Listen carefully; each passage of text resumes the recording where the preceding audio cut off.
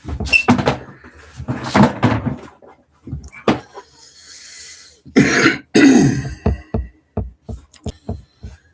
الله الرحمن الرحيم، وبه نستعين، والصلاة والسلام على أشرف المرسلين سيدنا محمد عليه الصلاة والسلام. اللهم اجعل فتحا بيننا وبينهم بالحق يا رب العالمين. ولا حول ولا قوة إلا بالله، ولا حول ولا قوة إلا بالله العلي العظيم. يا رب يا رب.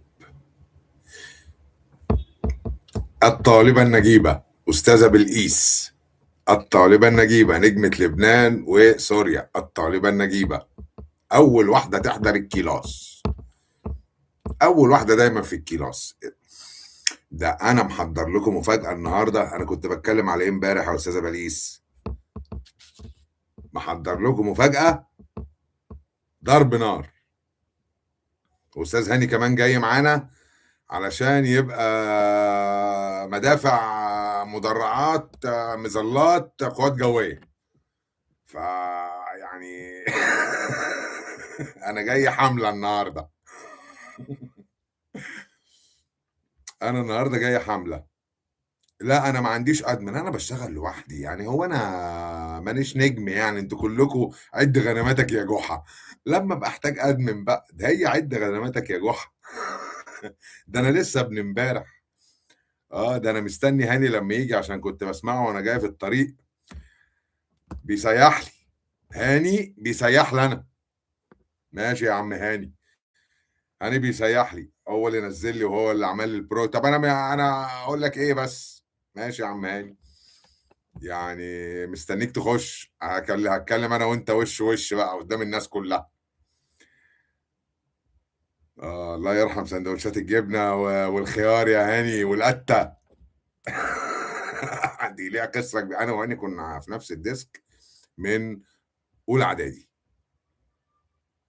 السلام عليكم ورحمه الله وبركاته يا استاذه بسمه.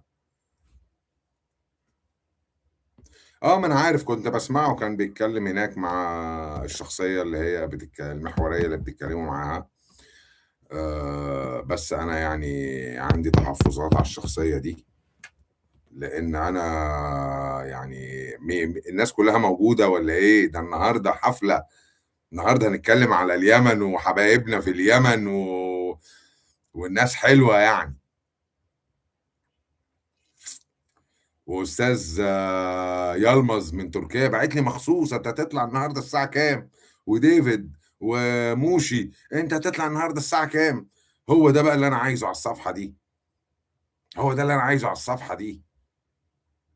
انا ما يهمنيش انت منين.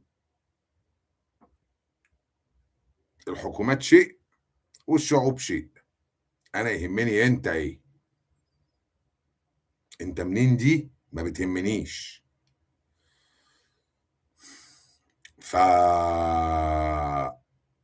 انا مستني بس الناس تخش، علشان في كلمتين كده في الاول، لان في ناس اكيد ما تعرفنيش هتبقى موجوده النهارده علشان تتفرج على استاذ هاني معانا. فانا هقول تاني علشان الناس الجديده تبقى عارفه انا مين. انا مش تيك توكر، انا مش يوتيوبر، انا مجرد واحد ساخط على الاوضاع. ومن وانا صغير برفع ايدي كده: انا مش موافق. لا بعرف اربط الحمار مطرح ما صاحبه عارزه، ومع اني حاولت، بس برضه يعني جوه وبره فرشت لك وانت حالك مايل وايش يعدلك. على فكره كل شويه تلاقوني بقول امثال كده من ست الله يرحمها الله يرحمها الله يرحمها الفاتحه على روحها.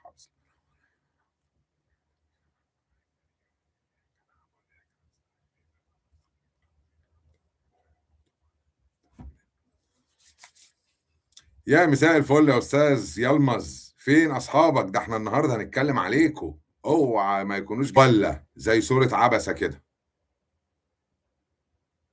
زي صوره عبسه كده. ما انا لازم اطلعك على المسرح وهو المسرح مليان يا مستر هاني. الكلام اللي انت هتقوله مهم.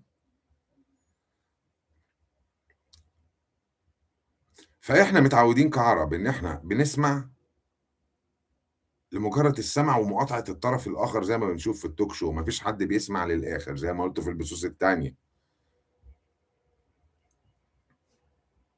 اوكي.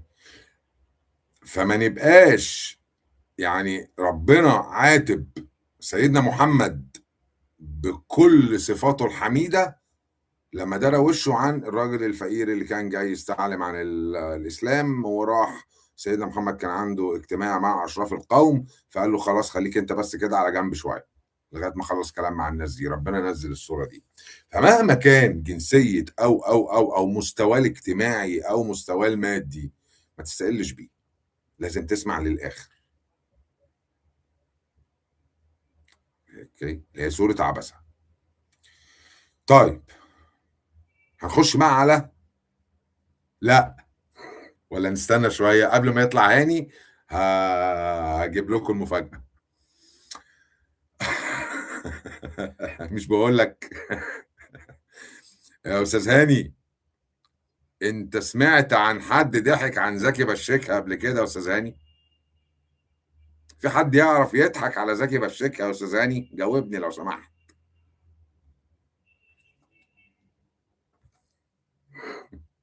يقدر؟ ما يقدرش. ليه؟ عشان في كلام مثبت، وفي حقائق بتدور على الأرض، وفي كلام نزل اوريدي على الارض متقال من قبلها بفتره، فبنقول اخ لو كنت سمعت فلان، اخ وضاع العمر يا ولدي، وعندما تضيع الفرصه مش هتجيب جون. فجبت لكم بقى المفاجاه. النهارده النهارده على الكومنتات بتاعه البريمير اللي كنت حاطه، دخلوا لي عملوا لي كومنتات كده الجماعه اليمنيين، مش اليابانيين، يمنيين، اللي هم عندنا من اول ما ابو صالح ده كانوا بيضربوه الدنيا قامت عليهم، وكانوا بياخدوا كل يوم يسيبوا الميدان الساعه 4 لغايه الساعه 6 عشان يعملوا جلسه القط ويشربوا الحجرين ويرجعوا تاني ايه في الميدان. فداخلين النهارده واحد فيهم بيتكلم معايا بيقول لي انا هروح للمفوضيه. ايوه هو صالح عبد الله ده، ما هو ما كانوش ليه لازمه اساسا. انا اروح اشتكيك للمفوضيه.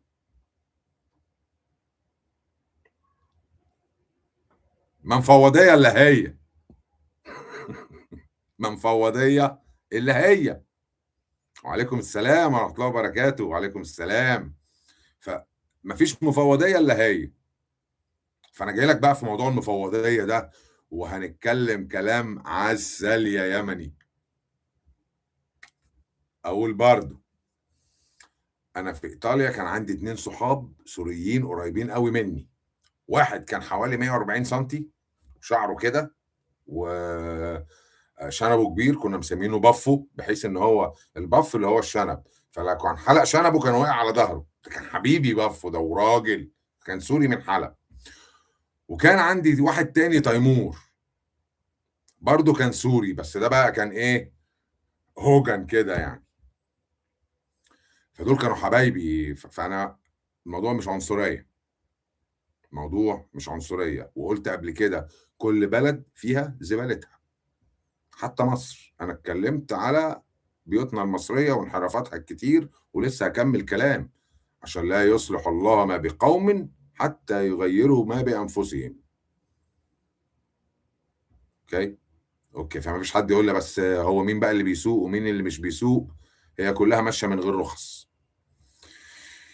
فيجي يقول لك ايه،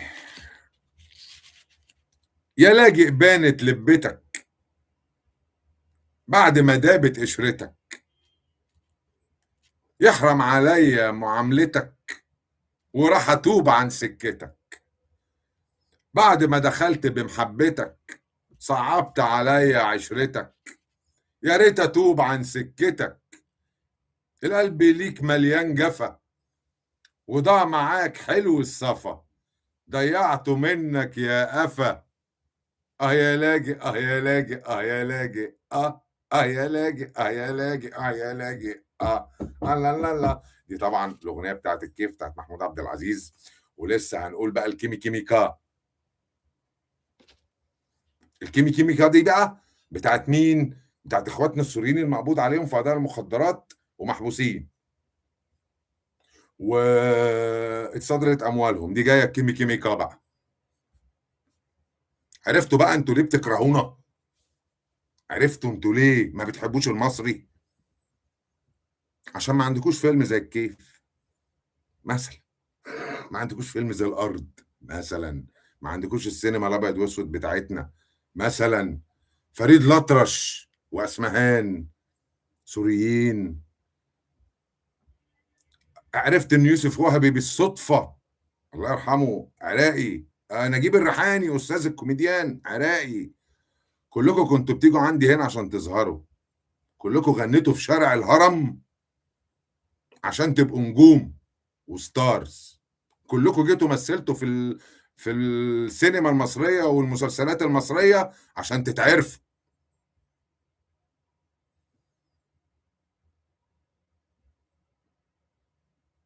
ما هو ده بيعمل هنا ايه؟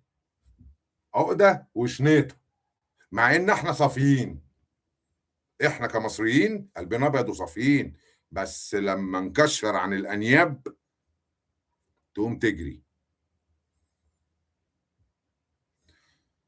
احنا مسالمين. طب اليمنيين ده انا صدقه. لا هو كاعلام هو بينقل خبري، فانا ما انا مش من النوع اللي بقعد ابص للخبري. انا عندي النبوءات، عندي الاحاديث، عندي الاحداث، بعمل مقارنه احنا رايحين فين جايين منين. فانت من هذا المنطلق بتبقى فاهم الخطوات اللي جايه. فانا ما ببص بقى للكلام اللي هو بيتقال بتاع فلان او علان او ترتان.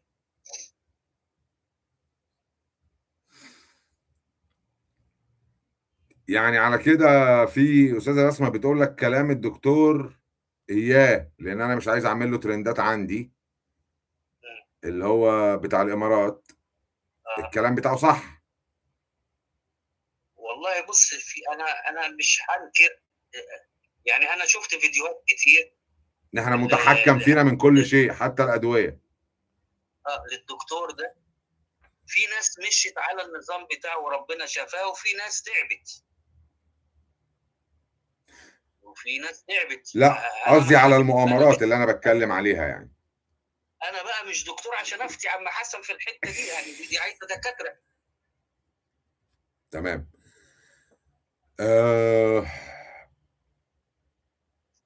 يلا 3 دقايق كمان بقى وسيبنا عشان اروح. يا عم استنى بقى. ايه رأيك بقى في الخلايجة اللي على التيك توك اللي بيتكلموا في الشأن المصري الداخلي والسياسي، وبالذات موضوع اللاجئين؟ تقول لهم ايه؟ اقول لهم هتيجوا حافين عريانين. يا عافين يا جعانين. يا يعني مثلا انت لما بتيجي تاخدها، طب هي مثلا انت العلبة دي واحد بيجي فيها عليك ايه؟ انت بتستند على ايه؟ حاجه اقول لك حديثين، بس هم حديثين اتنين، طبعا احاديث كتيره في المواضيع دي. النبي ذكر في اخر الزمان ان في فئتان عظيمتان من امتي هيقتتلوا ودعواهم واحده، ادينا شايفين سنه وشيعه. تمام. ماشي. عندك الثانيه بقى، اولى الناس هلكنا الفرس ثم العرب على اثرهم. طب الاثر ده ايه يعني؟ الميه هتتلوث، الدنيا هتتخرب، الخلايجه ما عندهمش انهار، بيعتمدوا على تحليه الميه. فكده يبقى نقول لهم تعالوا بقى دوروا وشوفوا، هتروحوا هتيجوا من غير شباشب بقى. وانا في واد يا ربي وولادي في واد. فاكر كانوا قد ايه معانا في المدرسه يا هاني؟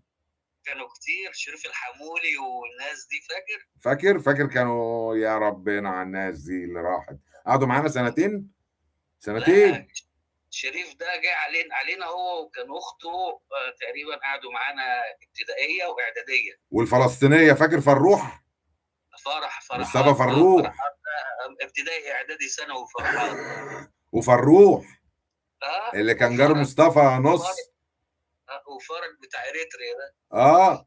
دلوقتي في لندن بتاع اريتريا. فاحنا يا جماعه احنا متربيين مع فلسطينيه وكويته، وكل الناس جت وعاشت عندنا في مصر. احنا ما بنتكلمش من عنصر رازيزم، مش من عنصريه، ما بنتكلمش من عنصر للعنصريه يعني، لا احنا بنتكلم. لا والله بس في الفتن دي مش انت مش عنصريه. ضامن، مش موجود، ايه اللي موجود عندك ده يعمل ايه؟ ماله عبد الله الرويشد يا عبوره؟ اللهم لا اعتراض، زبطوني مع عايده رياض.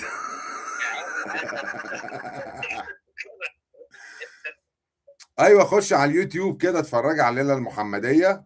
كان سنه كام، 89 ولا 90؟ في التسعينات يا عم اه احمد، اكتبي بعد بس تجربة. عبد الله الرويشد اللهم لا اعتراض يا استاذه امل، هيجي لك بالظبط هو كان بيهبب ايه. يابا. فايه رايك بقى باللي بيتكلموا على موضوع اللاجئين؟ بكره بقى نشوفهم بقى بتاع، هيجوا لنا جري بقى لا الحاجات يا اللي بيقولوا حبيبي، لك دي. هم بيطلعوا يتكلموا على موضوع اللاجئين في مصر. اصبر عليهم، اصبر عليهم، هم كمان هيجوا الدنيا كلها تتكلم عليهم. انا عايز اقول لكم يا جماعه، اي حد يتكلم على شؤون مصر الداخليه المستقبليه فهو بيسمع الاستاذ هاني، وبيسمع الاستاذ ايمن السلحدار، وبيسمع للناس اللي زيهم، فهو بيجي ينقل لك انت الكلام اللي هو سمعه هناك، زي الواد اللبناني ده اللي طالع مع ادوارد الممثل. كان في واد لبناني طالع مع ادوارد الممثل يقول لك هيحصل مش عارف ايه وهيجي ايه. يا عم دول من الدماتيه يا عم، يا قلم حبيبي لا، السعوديه. ده بيتفرج عليكم، بيتفرج على السلحدار واللي زيكم، يطلع يقول الكلمتين، يقول ايه ده فعلا ده الكلام ده بيحصل، اما الحق اطلع اقول. مش بقول لك جاي تعمل زعبولة مع عكشه؟ ده انا عكشه، ده انا بشيكها. ايوه مع زكي بشكها، ايوه. يعني مش يعني والله يا هاني، بص الموضوع اصبح سمج، واصبح زي ما بنقول كده تلهيك واللي فيها تجيبه فيك. بص يا عم فاهم؟ حسن، احنا في الأول عندما والآخر تتحدث العاهرة عن الشرف يعني. احنا نسأل الله ربنا ينجينا من الفتن اللي جاية دي، لأن الفتن دي ذكرت من عند رسول الله وآل بيت رسول الله والصحابة وأمهات المؤمنين. احنا نقول يا رب خرجنا منها سالمين غانمين مع الرجالة ومع الإمام. ايوه بس من رأى منكم منكرا يا استاذ هاني فليغيره بيده، ماشي، ما انت وبعدين متبني قضية. بلسانه، وبعدين بقلبه، وهذا اضعف انت الايمان.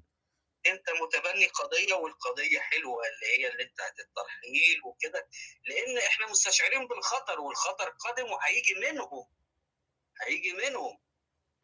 فلازم احنا بنقول وبنتكلم وبنقول للحكومه وبنقول لرئيس الدوله وبلبول افندي والناس دي كلها، يا عم انتوا هتودونا فين؟ طيب انا دلوقتي يا استاذ هاني بقول للناس كلها، تمام، نعمل فيديو الترحيل القسري والغاء التجنيس من 2010. في ناس استجابت، في ناس لسه ما استجابتش، مع ان الناس كلها قاعده على اليوتيوب وعلى الفيسبوك وعلى. ما هو الضرب، هم واخدين قاعده اللي هم حزب الكنبه، طالما الضرب بعيد عن الافه فيجي يقول لك ايه انا مالي. وانا مالي، وانا فاكر فيلم دولة الانيمالية، السلام الوطني بتاعهم، وانا مالي وانا مالي وانا مالي وانا وانا مالي يا مالي، اخوي وانا لما يتكلموا مالي. بقلبنا يبتدوا يتحركوا. يا جماعة يا مصريين بالذات، لازم الناس كلها تبتدي تنزل فيديوهات بكثرة، فيديوهات شخصية، ان هي تطالب بالترحيل القسري في اسرع وقت ممكن. السودانيين في المراكب، السوريين في المراكب، الاتوبيسات دي لو انا صبرت عليها، لو صبرت على الاتوبيسات انا عايز لي 20 والله 25 سنه. والله بص يا عم حسن، اقول لك حاجه بالنسبه للسودانيين، السودان بالذات يعني، احنا عندنا في حاجه في الكلام بيتكلم في حاجه واحده، ان شاء الله ما يظهر الرجاله بتاعت مصر وبتوع السودان، مصر والسودان هترجع تاني. طب ما تبتدوا يا بتوع السودان، طالما انتم مش عاجبكم الدنيا، قولوا ضموا مصر للسودان تحت التاج المصري. ريحوا هي دماغكم اساسا يعني. اراضينا يا باشا، ما دي اراضينا في الاول وفي الاخر، لغايه بحيره تانا يعني. ومش انتوا يا مسلمين عمالين تقولوا الاتحاد قوه واتحاد العرب ومش اتحاد العرب؟ الحكومات حاجه واحنا حاجه تانية، احنا اللي مصدر السلطات. ايوه احنا مصدر السلطات، يعني ايوه يا احنا عم. اللي نقول لحكوماتنا احنا عايزين ايه، مش ايوه هما اللي، احنا مش ورث الست الوالده. ايوه. الله كريم يا عم حسن، وخليني بقى اتوكل احسن، مش شايف قدامي والله. انت بقى كمل مع الناس، وانا طب حبيت اطلع حاجه اقول اخيره لكم. بس، حاجه اخيره بس، عشان احنا فقراء قوي يا استاذ هاني. معاك 2 جنيه؟ قول يا عم حسن. معاك 2 جنيه؟ خد بس كده. خد انت. ماشي يا عم وديك حسن. تقول ما خدتش يا خاين ماشي. العهود. اسمع بس الكلمه دي، قول. هما بيقولوا علينا فقراء وشحاتين، واحنا بناكل ال 30 مليون نطع. ايوه. طب هي الخليج ما تاخدهمش ليه؟ مش هم اغنياء وعددهم قليل واراضيهم فاضيه؟ اه. ولا انتوا كنتوا حلوين والله وانتوا بتهدوا سوريا، لا، ما هو الفكر كله وحلوين يا وانتوا عم بتهدوا اليمن، اه، ما وحلوين هو وانتوا الفكر بتهدوا كله. هنا وهنا وهنا وهنا؟ ايوه، ما هو الفكر كله ازاي حاطين السبوت على مصر، ازاي يقدر يعمل خلخله في الداخل من دول، فطبعا التركيز كله مصر مصر مصر مصر تحيا مصر. مصر. لا, لا ان شاء الله مصر للمصريين، ومصر اغنى بلاد الارض بنص القرآن الكريم، وبإذن الله فيها خير كتير هيطلع بإذن الله، هيعم المصريين كلهم، وهيجوا كل كانوا بيذموا في مصر جيش مصر وأهل مصر هيجوا لك راكعين يتمنوا رضاك يا مصري. والكلام ده من عند رسول الله وآل بيت رسول الله، وما ورد عن الصحابة وما ورد عن أمهات المؤمنين. ودي بشرى لمصر بإذن الله الواحد الأحد، وهي هتقود العالم في الفترة اللي جاية بإذن الله الواحد الأحد. عارف انا ردي ايه على ده بقى لما يحصل؟ إيه؟ مخدوش يا بابا، مخدوش يا بابا، مخدوش يا بابا. وادي عمر الشريف كان قاعد هنا، وفؤاد المهندس كان قاعد هنا، وهي على بق واحد. مخدوش يا بابا، مخدوش يا بابا. هيمشي يعني هيمشي يا باشا، هيروح الله يعني الله. هيروح، يا الله اما كريم يا عم. هيتطوح. الله كريم يا عم يا حسن. يروح يا يتطوح. وعندنا انا الله قايل اللي كريم. بتوع اسوان، التماسيح عندنا جعانه، آه. بس ملكوش دفنه في مصر. يا عم حسن خليه على الله، يا عم حسن خلي الأقدار كده. كله إيه على الله يا إيه. عم هاني. بس زي ما بقول لك وقلت في بدايه البث، انا طالع احرق نفسي في شغلي علشان بنتي ومراتي يمشوا بامان في الشارع. ربنا يسترها من اللي جاي يا عم حسن، هيعدي علينا 3 أشهر. الرزق بتاع ربنا مش بتاع حد يا هاني، محدش بيرزق حد. لو رزق البني ادم على البني ادم يا استاذ هاني كنا متنا كلنا من الجوع.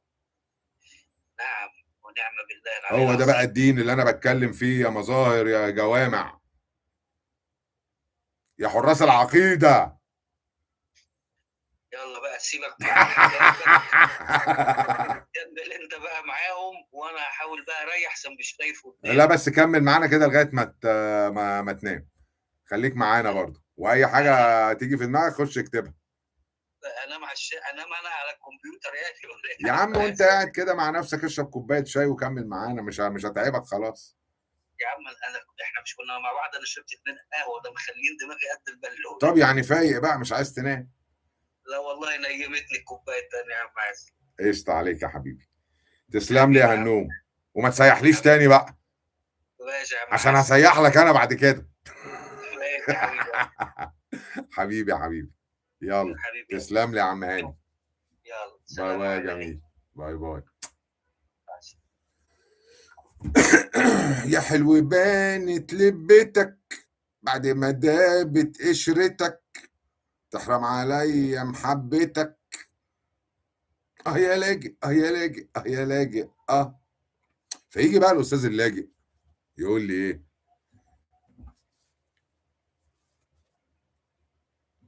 احنا جايين بجروشنا وبنعمل استثمارات، استثمارات الجيفه. زي ما قلت كده، انت بتجيب، انا كنت بجيب الفرخه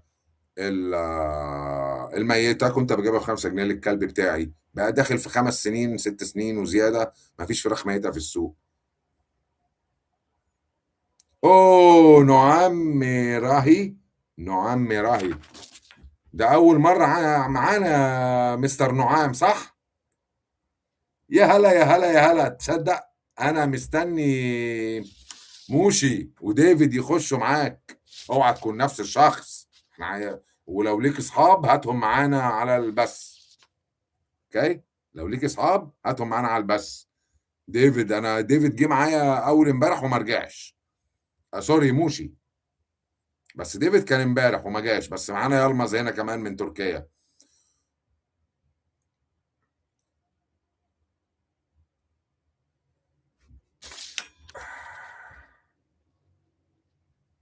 اكيد يا استاذه امل، اكيد يا استاذه امل، اكيد يا استاذه امل.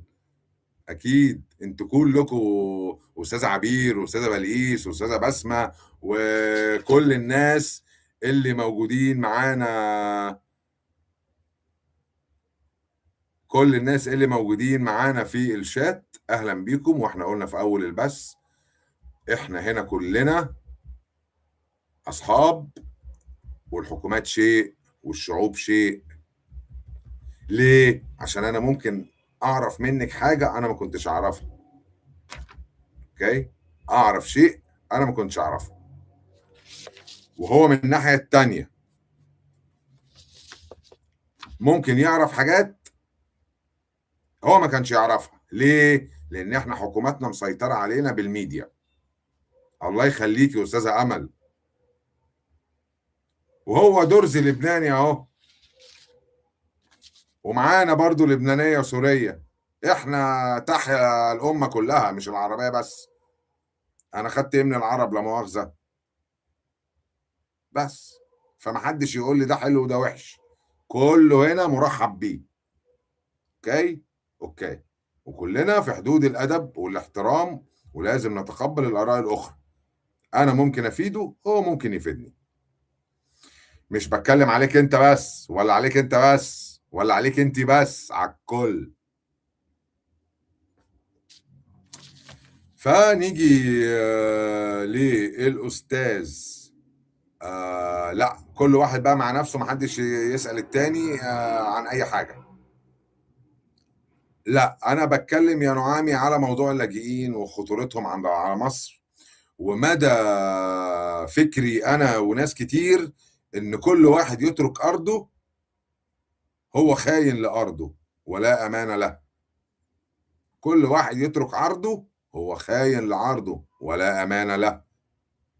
فهو بيخالف دينه 100%. وانا قلت في اكتر من بس، اول صديق ليا كان في روما، كان مريض عند المدام بتاعتي بسيكاتريك، وكان ايطالي يهودي اسرائيلي. ف انا ما عنديش مشاكل معاك، ولازم احترم عدوي طالما شغال لصالح بلده. بس المهم انا بعمل ايه عشان اصلح من حالي.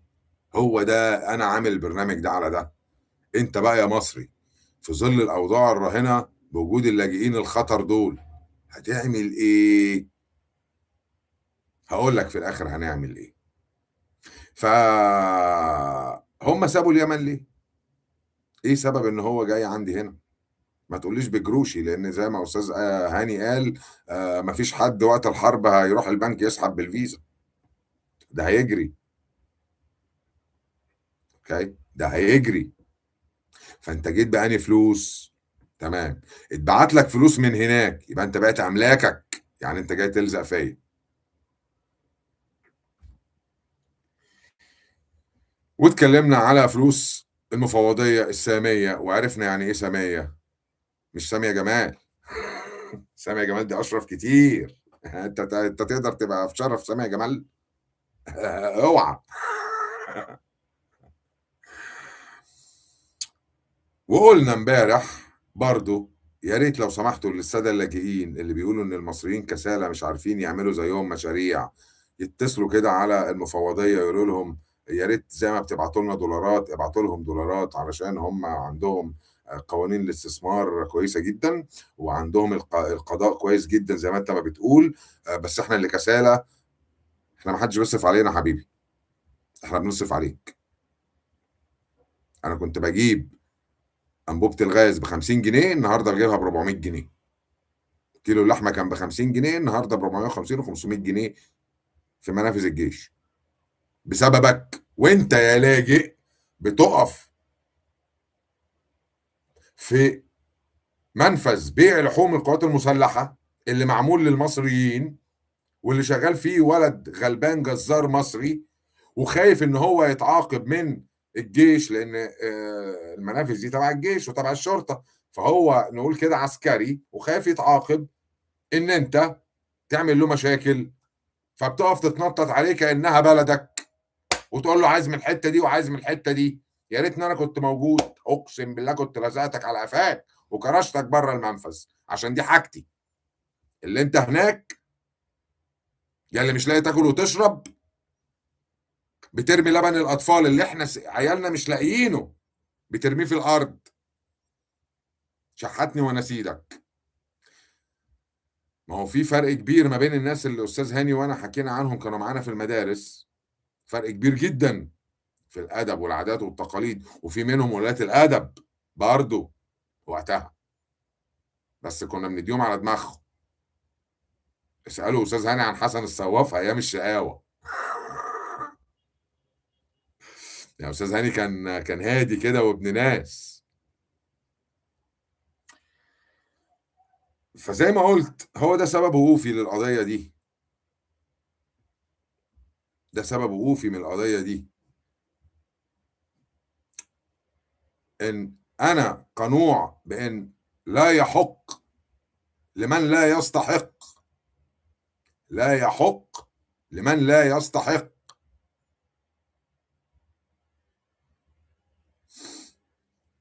فلما الخليجي يتكلم على بلدي، انت عايز تعمل ترند باحداث الداخليه، والتانيين اللي انا بطلت اتكلم اسمعهم،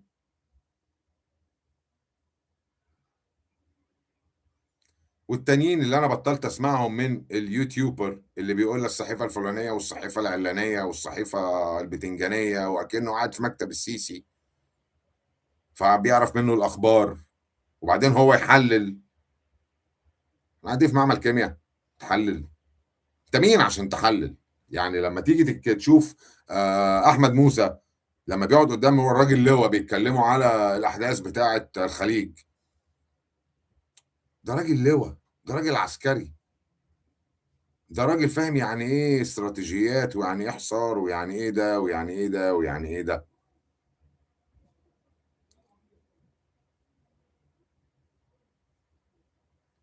فانت طالع بتقول له لا ده مضروبه، لا ازاي الخلايج عندهم حق.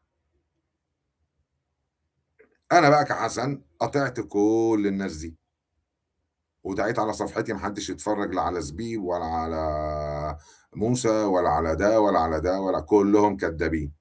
وبقول لكم بس انا مش عايز اقول اسامي قنوات اليوتيوب لاني مش هعلن لهم، مش هعمل لهم اعلانات عندي، اوكي، لان هم مضللين وبيفتكسوا كلام غلط، فلا.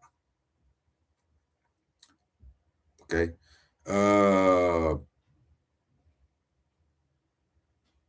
زي ما قلت كده وسألت فيها أستاذ هاني إن اللي كان بيعارض عدم دخول مصر للدفاع عن الخليج، اللي كان بيعارض أخد مكان الموافق اللي كان بيقول مصر فين مصر فين مصر فين، واللي كان بيقول مصر فين مصر فين مصر فين بقى بيعارض.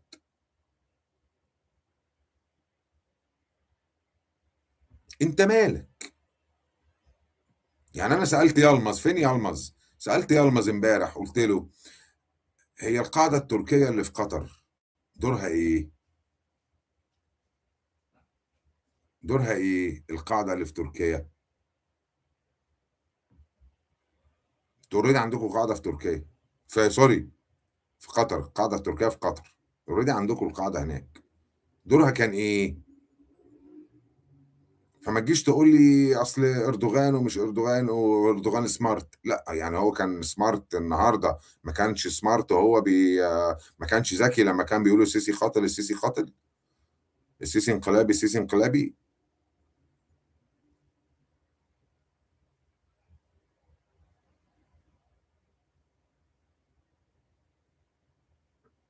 اه انا خلصت كلام خلاص عن اللاجئين، خلصت. فهم دول الحكام العرب للاسف. فيجي واحد النهارده تيك توكر، اللي كان ضد بقى معه واللي كان معه بقى ضد، وكلهم طالعين يتكلموا على السرب. طب انا هجيبها لك كده من الاخر، مش هينفع يحصل فراغ هناك. وهم فهموا ان الرئيس كان عنده حد. كلامي انا وتفكيري انا بقى، لو رحت قريت كتاب قبل كتاب ما تزوقيني يا ماما اياه صفحه 5640، ما رحتش قريت الكتاب ده.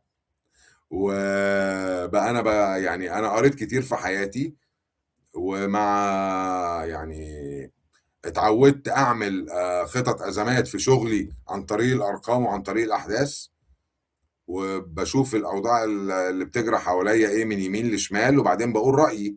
فانا بقول ان لازم يحصل عمليه احلال، لان هم خلاص احنا مش بس عندنا السرب المصري اللي في الامارات، احنا عندنا دفاعات جويه في السعوديه والبحرين والكويت بتاعتنا موجوده هناك. هو انتوا ما سالتوش نفسيكوا احنا عملنا كام مناوره مع الخليج؟ ما سالتوش نفسيكوا؟ فانت جاي بتكلمني في ايه؟ قلتها امبارح. هم عرفوا ان السيسي عنده حق وان هم التانيين كدابين، بس شكرا. ايه اللي بيحصل بقى وعشان ايه؟ مش مشكلتك، مش مشكلتك. انما ان مصر هتخش حق، لا لا، ده علشان مصر قالت وقف الضرب، لا انت هتضرب هنا ولا انت هتطلع حاجه من هنا. ايه بقى هتتم ازاي؟ دي مش بتاعتك، دي مش بتاعتك. والرئيس السيسي قلت اكتر من مره ده السادات بس متطور الاف المرات. الحاجه الوحيده اللي قالها وما عملهاش هي تحسن الحاله، يعني مع انه بيطلب من الحكومه كتير ومحدش فيهم عمل حاجه. فهو بيقول يعني الحاجه الوحيده بالنسبه لي انا ان هو قالها وما حصلتش، التحسن الاقتصادي للمصريين. طيب دلوقتي استاذه عبير بتقول،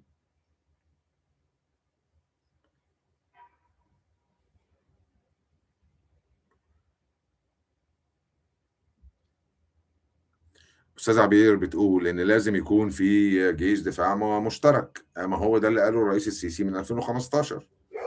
اوكي، والقوي العافي محدش يقدر ياكل لقمته.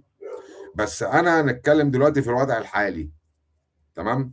هو مين في العرب كده كلهم ينفع يحارب او حارب؟ غزوة بدر يعني من ساعة ما دخلوا مصر والجند المصري هو اللي في ايديهم رايحين جايين بيه، فمين اللي هيحارب؟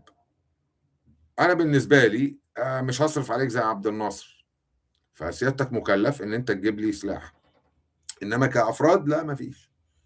يعني قلتها في بس من البثوث بتاعتي، ابو الله يرحمه اللي كان على الارض في كبريت بيقول لي كان في قواه كام واحد كويتي معانا وكام واحد سعودي معانا، بس مع اول دانة مدفع جري.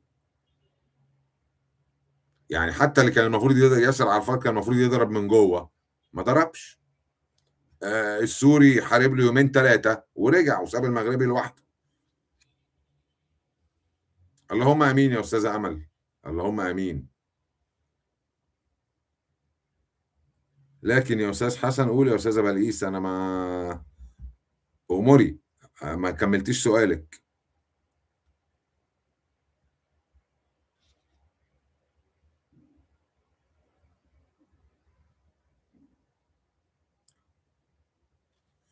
ما هو بصوا يا جماعه، خليني برضو نتكلم كراجل من بره الموضوع. اوكي، أنا النهارده عندي خناقة، أنا النهارده عندي خناقة، أنزل أتخانقها في الشارع والّا أتخانقها جوّه شقتي؟ بس.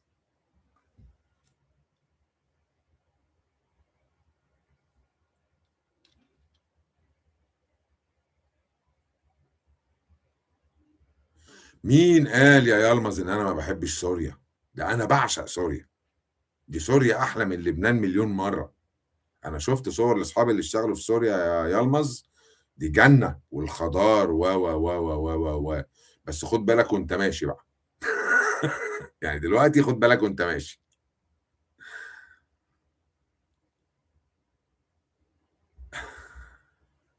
يا ريته العصر الجليدي، على الأقل كان في أكل وشرب في العصر الجليدي يا أستاذة أمل.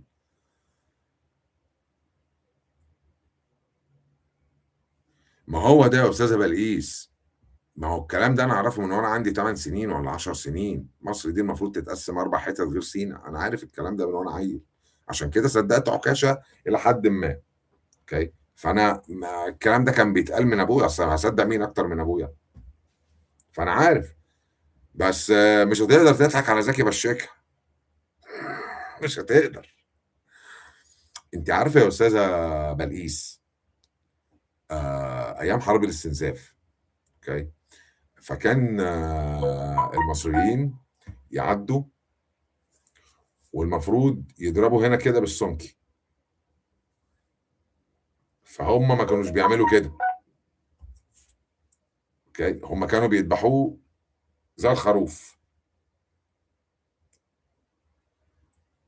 يعني هُم كانوا بيدبحوا زي الخروف، فتخيّلي بقى جبروت المصري، الكلام ده من على الأرض، الكلام ده أبويا الله يرحمه كان بيعمله، هو اللي حكى لي عنه، لمّا كنا بنتفرّج على فيلم ما زالت الرصاصة في جيبي، كان عمي قاعد يقول له: "شايف أنا لأ، ده إحنا كنا بنخلّص، هو لسه هيصوّت؟" مش هاسيبه يصوّت بعد ما أسيبه يعني.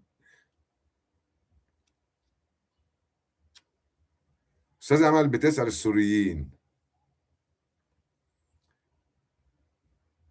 أنتم ما رجعتوش ليه لبلدكم طالما بلدكم حلوة كده والعيشة فيها يعني خلاص أنتم جبتوا اللي أنتم عايزينه، يعني زي ما قُلت امبارح، الحكومة دي تقول لأ، طب الحكومة دي تقول لأ، أجيب لك منين يا روح أمك حكومة أنا؟ من المريخ؟ أنا قُلت الكلمتين دول امبارح، يعني لا بشار عاجبك ولا ده كمان عاجبك، مين هيعجبك؟ وأنت قاعد عندي هنا، ما تروح غيّر زي ما أنا ما غيّرت، أنا غيّرت مرّتين عشان كنت هاصلّي. غيّرت مرّتين عشان كنت هاصلّي. بُصّي يا أستاذة أمل، أنا هارُد عليكِ في الموضوع ده، عشان أنا كنت على صِلة بشخص في اللاذقية أيام الضرب. طَب يعني bon voyage يا مستر يلمز، عقبالنا كده يا رب لمّا نسافر راس البر. أنت رُحت سوريا تتفسّح يا عم، إحنا مش عارفين نروح راس البر دلوقتي، أنا كنت باصيّف يا إمّا في الغردقة، يا إمّا في شرم الشيخ، يا إمّا في العلمين، أنا كنت باصيّف في نابولي، فاهم؟ فيا ريت. آآ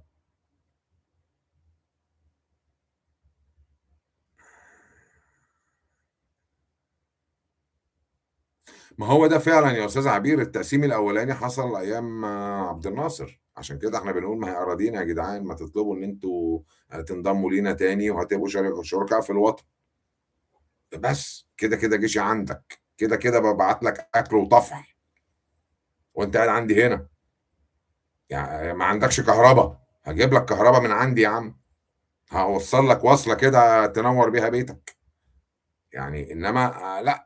فما تحاولوش برضه تطلّعوا التانيين الفلسطيني تحاولوا تطلّعوه بطل، هو مش بطل ولا زفت، ده كافر بالنعمة. فهارجع للأستاذة أمل، يعني صديقي بتاع اللاذقية ده كان بيقول لي اللي هم علويين، يعني إحنا حتى عرفنا الطوايف دي بسبب اللاجئين اللي عندنا في مصر، ما كنتش أعرف حاجة اسمها درزي وعلوي وبتاع ومش ما أعرفش، أنا أعرف مسلم وبس. بيقولوا سنة وشيعة، بس أنا عندي الإسلام هو قرآن واحد، ولازم تفهمه وتعرف لغة عربية فصحى علشان تفهم القرآن. لازم تبقى كويس قوي في اللغة العربية الفصحى، وهاجي لكم في دي كمان. فيا أستاذة أمل كانوا بيقولوا يعني ده ذبح ده وجار وذبح الجار، وكانوا بتوع معاوية يطلعوا احنا هنقتلكم احنا هنعمل لكم، ويقعدوا يخبطوا على الحلل. ده جارك، ده صاحبك، انت ازاي تعمل معاه كده؟ ازاي تعمل معاه كده؟ اني امان ده؟ يعني ربنا امنا على اليهود وامنا على النصارى، انت ازاي تعمل معاه كده؟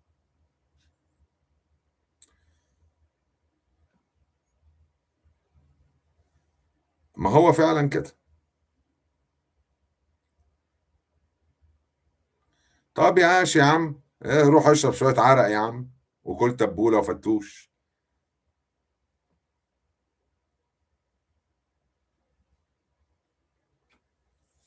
والله ما اعرف يا استاذ امل يعني ايه علويين دي اساسا.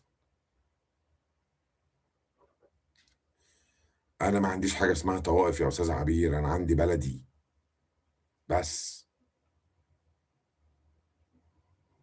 ما هو ده اللي انا قلته امبارح يا استاذه بلقيس، بس انت كنت عند استاذ هاني. اللي انا قلته امبارح هو سبب خراب سوريا ايه؟ الكلام ده كان مع يلمز، صح يا يلمز؟ يلمز امبارح كان بيقول ان بترول الخليج كله هيتصدر عن طريق سوريا، وبعدين من تركيا لاوروبا. فانا قلت له ما هو ده السبب الاساسي بتاع خراب سوريا، لان بشار ما كانش موافق. فهل تعتقد ان انت النهارده في عز الضرب ده كله واللي هيتنقل لسوريا كبرها بعد العيد، حد هيعرف يحط يدق مسمار في الطريق ده؟ مش هقول لك يحط انابيب. فنعقل الكلام بقى.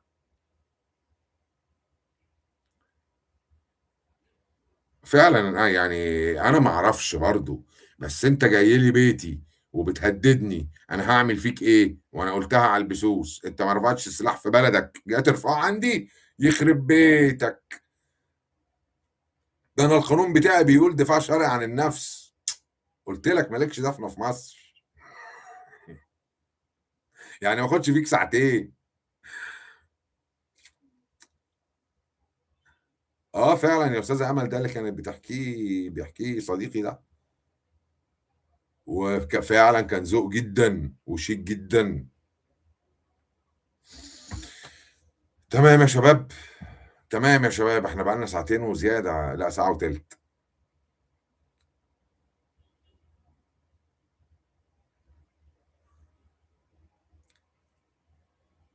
صار بدها موال أستاذ حسن. عايزة موال إيه يا أستاذة بليس؟ زي الموالات قاعد لكم الموال الجديد ولا اديكم موال اللي لسه بحضره؟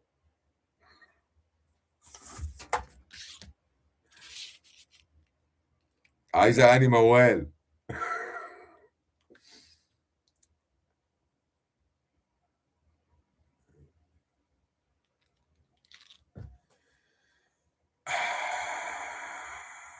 اللي موجود يعني. ما أنا قلت، أنت سمعتي اللي أنا قلتها الليلة ولا ما سمعتيهاش؟ بالنسبة للحكومة المصرية، انا قلت برضه يا جماعه الشعب مصدر السلطات، اعملوا غرقوا الفيسبوك، غرقوا الفيسبوك. الحكومه عارفه ان انتوا عايزين تمشوهم، والحكومه تحت الحرج، لان في انا صرفت من جيبي ولسه ما دخليش اي مساعدات. انا بقى مش عايز المساعدات دي، خدوهم مشوهم. كلنا لازم نقول كده على السوشيال ميديا، الفيسبوك كله من بكره وطالع، وانتوا كمان اعملوا معايا عشان باين عليكم ثورجيه زيي. ها انتوا ثورجيه صح؟ اوعى. بس للاسف يعني الصفحه بتاعتي 45,000، ما نزلش عليها 7 8 فلاغ، 7 8 فيديوهات طلب الترحيل القسري يعني. مش انا يعني انا لوحدي مش هعمل حاجه. انا قلت في بثوثي اللي فاتت، انا لما اقريت الحد الادنى للمرتبات في مصر انا ما كنتش لوحدي، السوق كله كان في ظهري، وكلنا اتحدنا على كلمه واحده، احنا مرتبنا قد كده. مرت سنه إحنا مرتبنا قد كده، وإحنا اللي بقينا نطلب من أصحاب الشغل. إحنا مرتبنا قد كده، مش صاحب الشغل اللي هيقول لي هيدفع لي كام. عايزني عايزني، مش عايزني سلام عليكم. السوق كله بتاعي، أنت عندك المحل ده بس. فالناس لازم تتحرك معايا. يا أستاذة أمل، العرب تلتينهم بيموت من الجوع، إحنا في مصر ابتدينا نموت من الجوع إحنا كمان.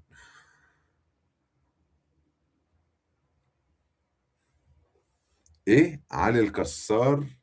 يعني إيه أنا علي الكسار في خفة الدم؟ يخرب بيت أبوك. لا عيدي عشان ما افهمهاش غلط، يعني إيه حالف علي الكسار في خفة الدم؟ وميرسي جدا على موضوع خفة الدم ده، بس يعني إيه حالف؟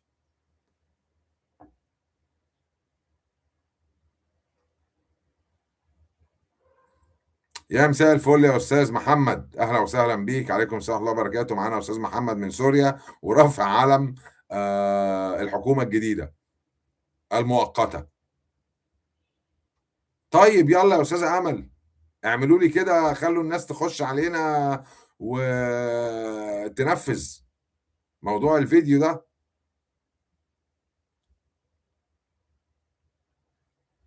انا حليف علي الكسار؟ يعني ايه حليف علي الكسار؟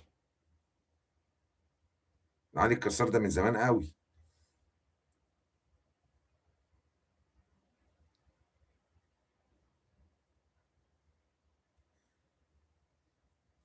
والله لو بتقصدي يا استاذ عبير ان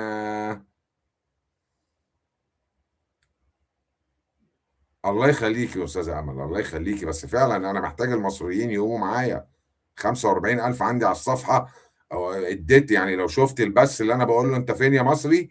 انا قلت له فعلا فعلا انت ابن فوزيه وفوفي عبده. فعلا هو ليه حق، هو ليه حق يتريق عليك، وليه حق يقول عليك فول وطعميه عشان ما لقاش راجل يقف قدامه. فهو ليه حق. ايوه علي الكسار، مع ان الطليان بيقولوا ان انا شبه ايروس رامازوتي، واصحابي في النادي كانوا بيقولوا لي ان انا شبه ارنولد شوارزنيجر. علي الكسار دي اول مره حد يقولها لي.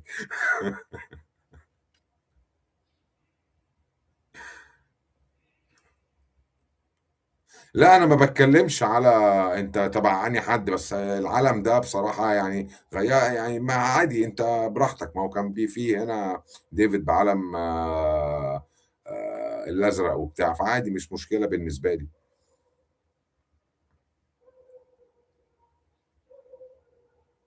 يا هلا بيكو، يا هلا بسوريا ولبنان والفلسطينيين. يا جماعة كل بلد فيها الحلو وفيها الوحش، بس للأسف أنا عندي في بلدي قولي الوحشين كلهم من كل الجنسيات، للأسف. أنا بقول لكم أنا في أوروبا كنت مصاحب عرب، إشي أردني، إشي سوري، إشي لبناني، طبعا كل بقى الأوروبيين.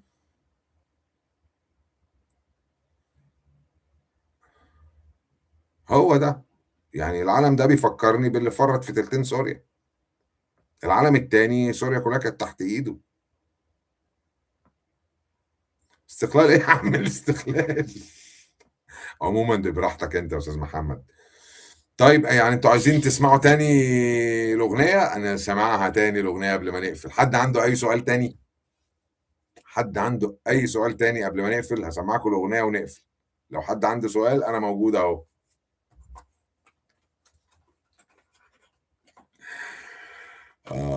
يابا.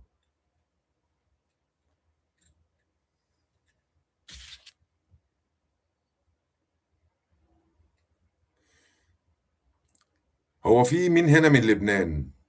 استاذه بلقيس انت من لبنان مش كده؟ مين من لبنان؟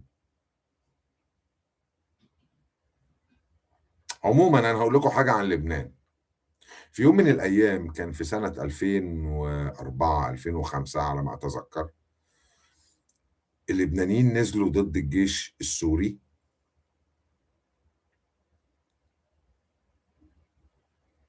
ما هو ده يا أستاذ أمل اللي احنا بنتكلم فيه. احنا لازم الناس نقول لها الحقائق اللي مش واصلة لها، لأن اللي ما خرجش بره بلده ما يعرفش انه ما يعرفش حاجات كتير قوي. فلازم نوصل المعلومات لبعض. فلما لبنانية نزلوا وطردوا الجيش السوري من لبنان في أوائل حكم بشار الأسد،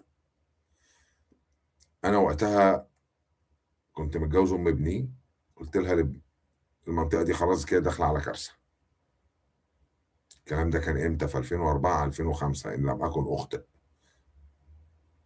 وأنا عايش في دنيا تانية خالص، ما بتفرجش على تلفزيون مصري، بس نشرة الأخبار قالت ده. وبعدين في نفس السياق أو قبله كان بيحصل تقسيم السودان.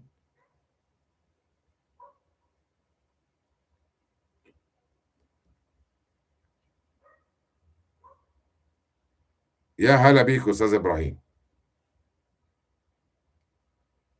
فوقت ما اللبنانية قالوا بره للجيش السوري وكان لسه متحررة الجنوب، أنا قلت ربنا يستر. وكنت عايش في حياة تانية، ما كنتش بصلي. عايز حاجة تانية، بس كنت أعرف ديني كويس قوي. أصل مش هينفع أصلي وأشتغل في خمرة وأشتغل في خنزير ما ينفعش نبقى بوشين، يا يمين يا شمال. وإن الله غفور رحيم، وحجنا بيت ربنا كمان. فمحدش يجي يقول لي ان لا، لا، يعني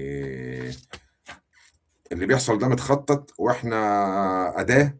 احنا مجرد ناس. يا ستي كل واحد يحط العلم اللي عايزه، ان شاء الله يحط علم الاهلي، يعني هي لزقت فيكي. فاحنا ناس ليه دايما مفعول به، ده بيخليني ازعل بصراحة. بس انا كمصري يهمني ان مفيش صاروخ رمضان واحد بيفرقع في السماء بتاعتي. ده اهم حاجة عندي. انت بقى داير في بيتك ايه؟ دي مشكلتك. من اصلح شيئا فليفسده، فمن افسد شيئا فليصلحه. تمام. هو ده. في حد ليه اي سؤال في اي حاجة تانية يا جماعة قبل ما نقفل؟ وقبل ما نقول الموال الجديد، غالبا الأستاذة بلقيس ما سمعتوش.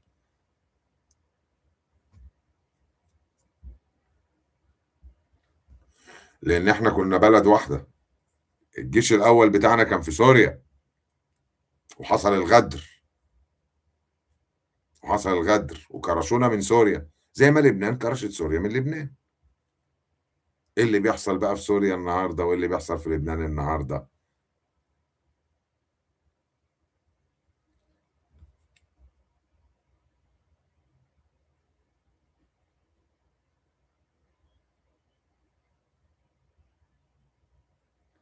فعلا ما حدش معصوم من الخطأ.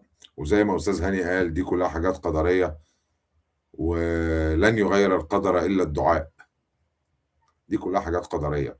احنا يا جماعه مسيرين. عشان كده بقول العمر لحظه، هتعيش فقير وتموت فقير. وعلشان سكت عن الحق شيطان اخرس، وعلشان ما قلتش رايك ورديت غيبه بقيت اخوان الشياطين منافق، وعلشان بتعمل كذا وكذا وكذا وكذا وفي الاخر هتروح النار يا فقير. ما هياش طوبى للفقراء وخلاص. اهو شفت يلمز؟ يلا روحوا سيحوا سوا بقى. يلمز عندك، اتكلموا سوا كده واخرجوا سوا. انت اكيد تعرف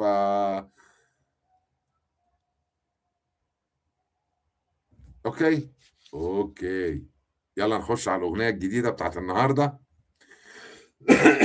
ده لسه الموال بقى بتاع الموالات. فاكر انت يا استاذه بلقيس الراجل اللي بيحط اسمه ايه، اللي بيقول يا معلم الصبر ريحتك قبر يا منتن تراه، اللي بيطلع في الافلام القديمه دي.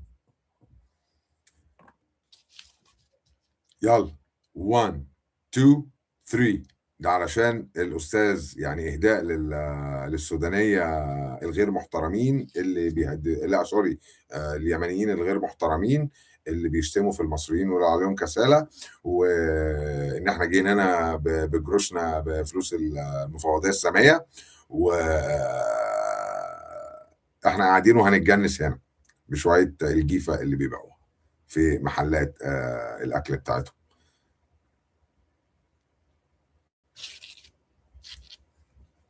إيه؟